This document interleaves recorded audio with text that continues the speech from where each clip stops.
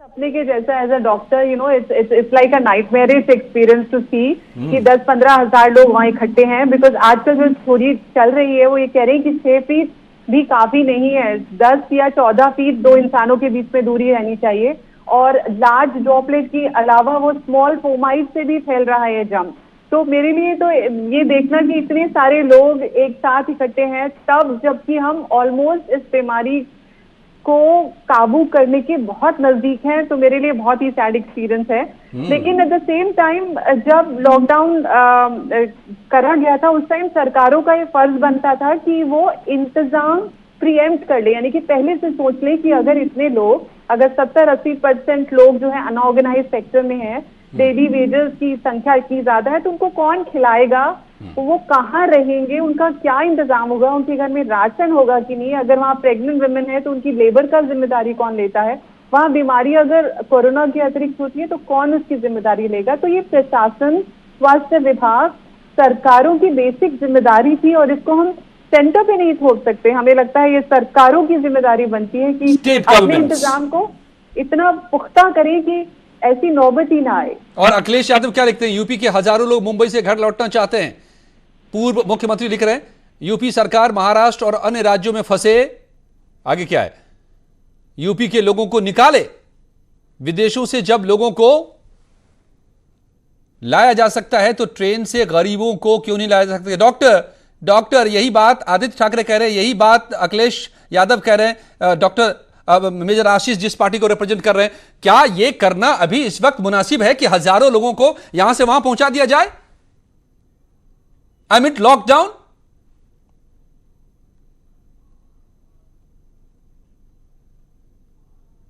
Doctor निमी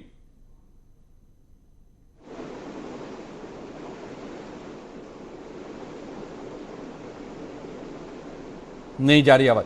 okay, अमर Tulsiyan ji, co chairman FICCI UP state council.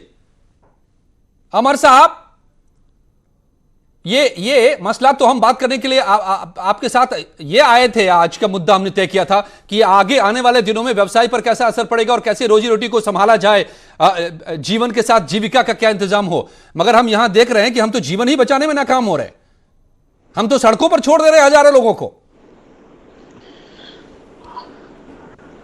ये वाकई एक भयावह स्थिति है इस तरह की चीजों को देखना। ये इंडस्ट्रीज में भी दो तरह के सेगमेंट्स हैं। एक ऑर्गेनाइज सेक्टर है जिन्होंने शायद अपनी लेबर्स की जो तनख्वाह या सैलरीज की पेमेंट्स थी वो उनके अकाउंट्स में चली गई और उनको अपनी आज की डेट में रोजी रोटी की शायद उतनी चिंता नहीं है। मगर एक बहुत बड़ा अनऑर्गेनाइज सेक्टर है जो डेली वेजेस अर्नर्स, जो लेबरर्स हैं, ये through out the country spread करती हैं। तो आज यहाँ पे ये बहुत जरूरी है कि यहाँ पे केंद्र सरकार या राज्य सरकार की बातों में हम लोग शायद ना उलझें और जो जहाँ पे है उनका वहाँ का भरण पोषण, जो लोकेलिटी है, जो लोग हैं, वो किस तरीके से उनको पूरा कर सकते हैं। ये एक वाकई बहुत भयानक स्थिति है देख करके, क्योंकि जिस तरीके से अभी कंटेन किया है अपने देश में वायरस को, तो शायद इसकी और ज्यादा की और सीरियसनेस की जरूरत है कि हम लोग ये लड़ाई जो कोरोना के प्रति लड़ रहे हैं हम लोग इसको हारे नहीं। क्योंकि एक आने वाला समय कि गवर्नमेंट क्या सपोर्ट करेगी बिजनेस को, इंडस्ट्री को, ये तो वाकई है और हम भी मान के चलते हैं कि गवर्नमेंट कुछ ऐसे पैकेजेस लाएगी जिससे कि इंडस्ट्री और व्यापारियों की जो लिक्विडिटी क्रंच है वो गवर्नमेंट जल्दी से जल्दी मीट आउट करे। आज गवर्नमेंट कहती है कि सैलरी और वेजेस का पेमेंट होना चाहिए लॉकडाउन पीरियड का। वो बिल्कुल सही है कि जो भी लेबर्स और वर्कर्स पूरे इंडस्ट्री से जुड़े हैं वो पेमेंट उनको जाए। मगर इस बात को भी सरकार को भी समझना है कि वो कॉस्ट अल्टीमेटली इंडस्ट्रीज जब आगे चालू होंगी उनके कॉस्ट ऑफ प्रोडक्शन में एड ऑन होगी, या इस लॉकडाउन पीरियड का जो इंटरेस्ट या जो और भी जो हमारे फिक्स्ड खर्चे हैं इंडस्ट्री, ठीक बात है, वो हमारी कॉस्ट ऑफ प्रोडक्ट्स को आगे बढ़ाएंगे। ठीक बात है, जो भी एसेंशियल, ठीक है, ये इस मसले पर हम आगे बात करेंगे। हमने तो समझा था कि जीवन को हमने बचा लिया है करीब करीब, अब हम जीविका की बात आगे कर सकते हैं। लाइफ को हमने बचा लिया, अब लाइवलीहुड की बात कर सकते हैं, मगर ऐसा होता नजर नहीं आ रहा है। अभी तो जीवन ही पर आफत है।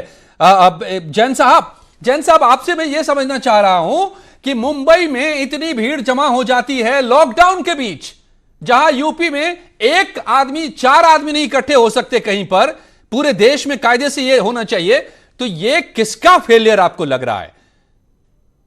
यह कैसे मुमकिन हो सकता है कि हजारों लोग जमा हो जाएं?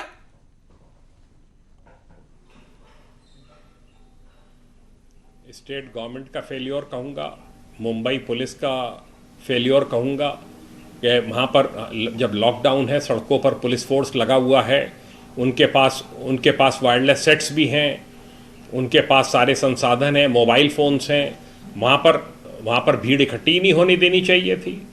और अगर वहाँ पर भीड़ इकट्ठी हो रही है तुरंत उसकी सूचना देते, वहाँ पे अधिक से अधिक फोर्स आता, पैरामिलिट्री फोर्सेस आती और उन सबको वहाँ से खदेड़ देना चाहिए था।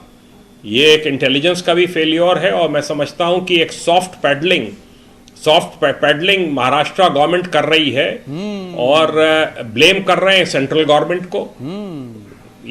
इसके लिए पूरी तैयारी रहनी चाहिए थी पहले से, और ये बहुत ही खराब शो है। और मैं समझ नहीं पा रहा हूँ कि इस तरीके से अगर ये करेंगे तो कोरोना वायरस के खिलाफ लड़ाई कैसे लड़ी जाएगी। ये आपने उस नब्ज को पकड़ लिया है। आप पेशेवर पुलिस अधिकारी रहे हैं, आईपीएस ऑफिसर रहे हैं, and you know how things go. आपको पता है, आपने असली बात बता दी कि सॉफ्ट पैडलिंग मुंबई में ही ऐसा क्यों हुआ, दिल्ली में ही ऐसा क्यों हुआ कि हजार लोग जमा हो गए लॉकडाउन के बीच। यह सवाल है Dinesh Singh. Soft pedalling, politics, जान पर खेलकर, और मोहरा बन रहे हैं यूपी बिहार के गरीब मजदूर दोनों जगह पर, दिल्ली में भी और मुंबई में भी।